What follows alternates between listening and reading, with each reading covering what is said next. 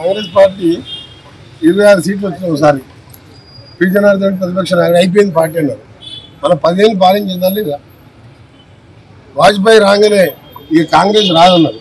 మళ్ళీ 10 ఏళ్ళు మన్మోహన్ సింగ్ ప్రధానమంత్రి ఉండలేడా? నువ్వు నేను అందరం చచ్చిపోతాం, కాంగ్రెస్ పార్టీ చచ్చిపోతాం.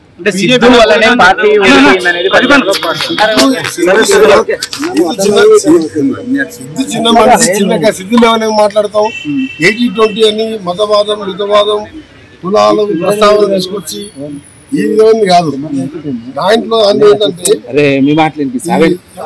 ఆ చర్చలలో ప్రజలపై పెట్రోల్ డీజిల్ పై భరే భారం కానీ, గ్యాస్ పై భరే భారం కానీ, మోడీ గారు ఇస్తారన్న 15 లక్షల అకౌంట్ వేస్తారు, ఇవన్నీ కూడా పక్కకు పోయినాయి.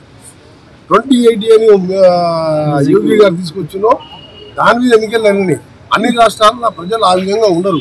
అది బార్డర్ స్టేట్ జరిగిన ఎన్నికలు. ఆ బార్డర్ స్టేట్లో ఉత్తరాఖండ్లో చూడండి, మొత్తం కూడా అక్కడంతా దేవాలయాలకు నిలయం. ఉత్తరప్రదేశ్, పంజాబ్ ఇదంతా కూడా బార్డర్. ఇటీవల జరిగితే కొంచెం నష్టం జరిగి ఉండొచ్చు. ఎందుకంటే పాకిస్తాన్ ఆర్మీ చీఫ్ని కౌగులించుకోవడం, అక్కడ ప్రధానమంత్రి చెప్పకుండా పోయి ఆయన ప్రమాణ స్వీకారం పోవడం, అది కూడా కొద్దిగా నష్టం జరిగి ఉండొచ్చు. దీని మీద మా అధిష్టాన వర్గాన్ని ఒక ఎంపీగా అభిప్రాయం చెప్తా, సలహా చెప్తా. కాంగ్రెస్ పార్టీ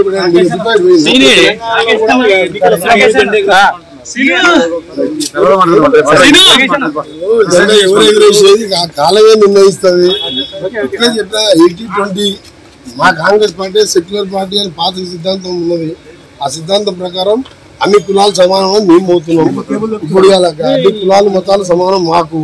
దాన్ని బట్టి గట్టి నాయకులని కమిటీలో ఉండే విధంగా గతంలో వేసిన వర్కింగ్ ప్రెసిడెంట్ కమిటీలే కానీ కాకుండా యువకులను ప్రజాబలమైన నాయకులని కొత్త కమిటీలు వేయించి కొత్త కంపెనీలు వచ్చే అవకాశం ఉందా? మళ్ళీ తప్పకుండా వస్తాయి.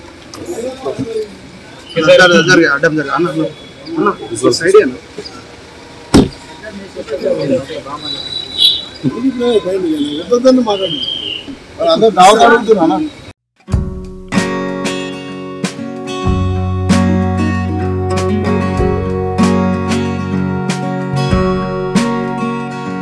హాయ్ ఫ్రెండ్స్, మా టుడే టుమారో యూట్యూబ్ ఛానల్ చూస్తున్నందుకు చాలా థ్యాంక్స్.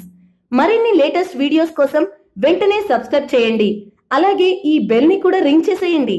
మా నోటిఫికేషన్స్ అన్ని మీ మొబైల్లో వస్తాయి.